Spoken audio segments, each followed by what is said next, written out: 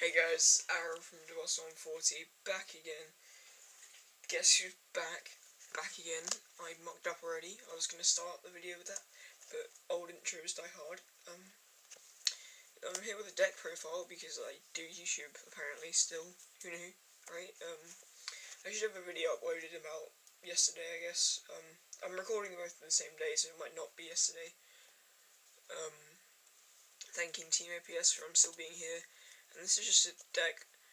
I originally built it for fun, nothing more than the locals, but I have a couple of cards here and choices that I'll talk to you about if you wanted to take this deck more competitively. But I've never really seen it as much of a really competitive deck, just something that's really fun, really gimmicky, and nice to play around with, and it's shiny. It's Crystal Beast, so yeah, hopefully the lighting's okay. I can't really remember what I used to do. So yeah, 3 Sapphire Pegasus is like the best, arguably the best one. It's the most needed one. It's the one that like helps you search and cycle through the deck. I play 2 Amber Mammoth because it's got big points and it's level 4. I played 2 Topaz Tiger. I played like 2 of all the ones that I play just so it's more consistent and I have more stuff to search out, but I think 3 is too much of any of them, except for Sapphire Pegasus, because they don't do as much as they need to. It beats over like 1900 beaters, or like the Evil Swarm.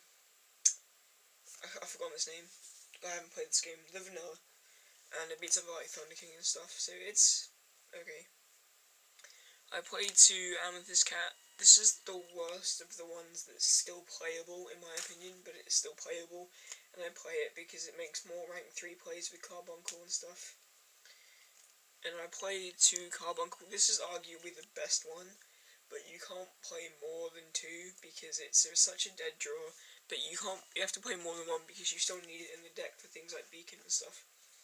If you haven't guessed already, this is just like pure Crystal Beast. I mean, I think the Ninja one is probably more competitive, but it's less gimmicky and more fun, less fun, in my opinion.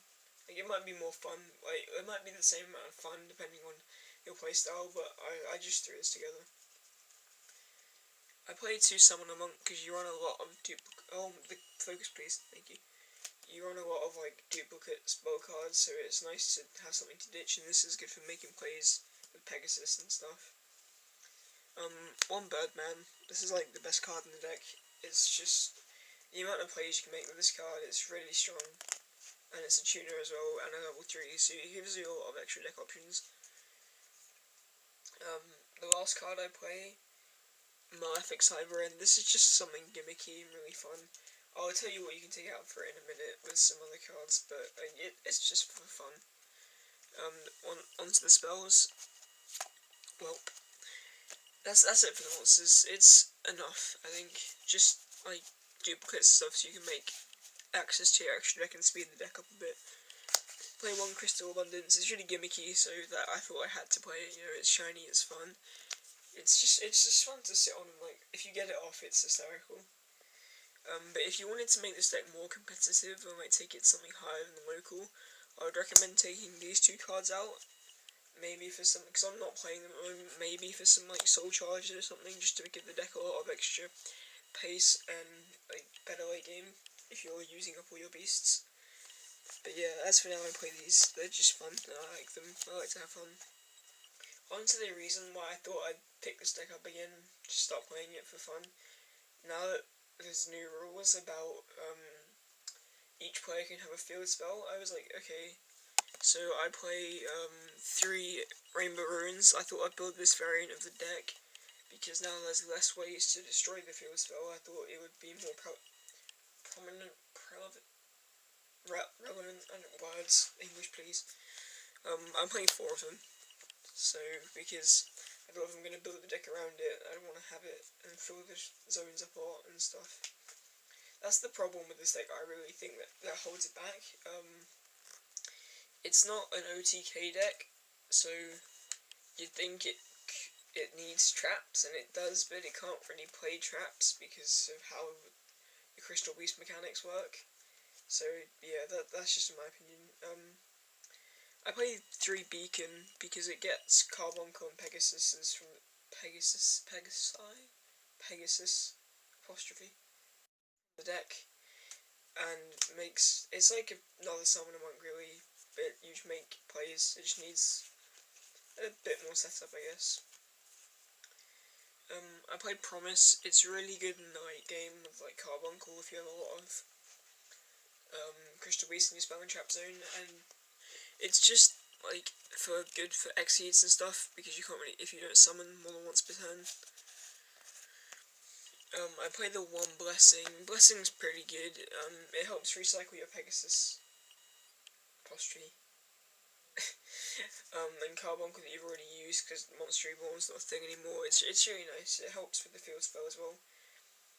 I play 1 Release just to give cards big points, but if you want, I think you could up the ratios of these two if you wanted to. Like, they're definitely worth playing more, but I just play other cards because I haven't played a lot in a while, so I don't really know how the meta's going.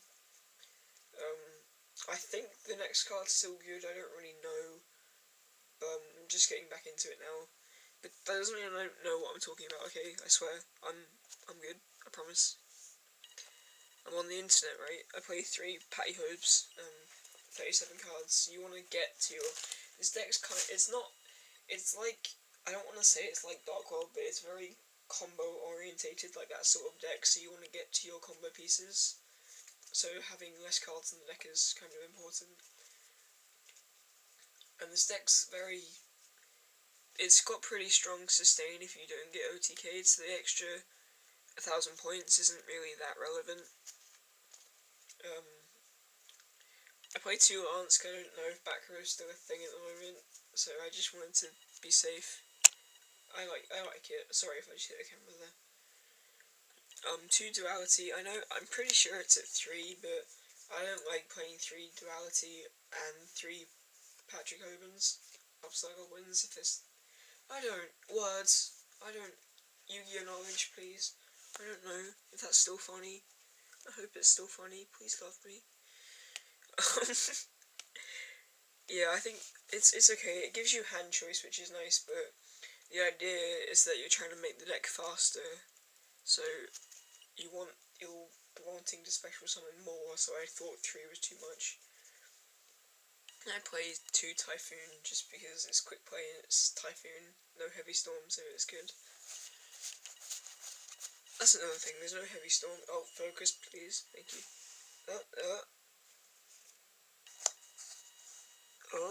Okay, no, there we go. There's no Heavy Storm, so this deck's kind of better in that sense, I guess. I don't play very many traps, I play 4 traps. I play 2 Mirror Force and 2 Trap Stun. When you go off, you wanna, like, that's usually when you're gonna use a lot of your resources, so I think Trap Stun's kind of necessary in that sense. And then Mirror Force is because sometimes you can get a few dead hands, and this will just, like, keep you alive until you get out of it. And we'll do the extra deck. There's 2 cards I'm missing from the extra deck. I'll talk about those when I get there, but I think you kind of need them. You don't need them, but they would be very helpful in quite a few situations. I play the Cyber End for the Malefic Cyber End Dragon. If you didn't play that and you wanted to be more competitive with the Soul Charges, I think you could take it out for a tempo. Because I think this is good just like to get around things like Exton Knight and Big Eye and stuff like that. So yeah. But I'm playing Cyber End for now. I play Star Eater just for alls because I don't really know what else to put in. You can make it with 2 level 4s and Birdman, so I thought why not. It happen more often than you think. I mean, if you didn't want a Black Rose or something, or Exceed, you want to get rid of the Birdman to make plays. Black Rose because Birdman plus a level 4, it's focus. There you go. Black Rosing is nice because I don't play Dark Hole. If you didn't notice, there is no Heavy Storm. I don't play Torrential because you can't play Trap, so Black Rosing is really nice. It's like the only board wipe. When I play 1 Psyhemoth, it's the only level 6 I play, just because I think it's nice being able to like get around problem cards. That's it for the Synchros. I only play the 3, so I only play 1 Tuner. tuna fish sandwich. Yum. Yes, that's how my brain works. I'm hungry now. Onto the Exceeds. I play the Black Ship. Number 101 because it's very strong. Direwolf because you can pop things like Pegasus, and I think you can pop other. You can pop Topaz, Tiger, Amethyst Cat, Amber Mammoth, Pegasus, stuff like that. So yeah, and itself obviously. So it's got a lot of utility in this deck. Play Maestroke because it's Maestroke, it's generic and stuff. Emerald because it's really good with like getting back your crystal beasts, so you don't have to, so you can get pluses out of, like, still get pluses out of Pegasus even if they're in the grave, but you get that extra draw power, and you can put your Birdman back, and if it's somehow in the grave, you can get your Birdman back even though it goes like in the grave. Banish, sorry, and Dweller because focus please, please. There we go. Dweller because I'm assuming dragons are still a thing. I haven't looked at the ban list, but I'm assuming dragons are still a thing, mermaids and whatnot. Yeah, cowboy for game, lol, you know, that sort of stuff. The rank 4 that I don't have, which should be played, is the Exeter Knight, obviously. I'd play that if I had one. That's one of the missing cards. The other missing card is a Fortune Tune, that is a rank 3. That, you gain 500 life points every standby phase, and, words please, and when it's destroyed, you can put 2 I think it's little monsters from your grave to your deck. Oh my, please. And that's good with Carbuncle and stuff, so yeah. And Leviathan Dragon and Levia. This is good with Birdman, and make many more plays, and it's just nice anyway. Especially if people like side banishing cards and whatnot. Okay, so yeah, Exeter Knight and Fortune Tune will be the last 2 cards in the extra deck.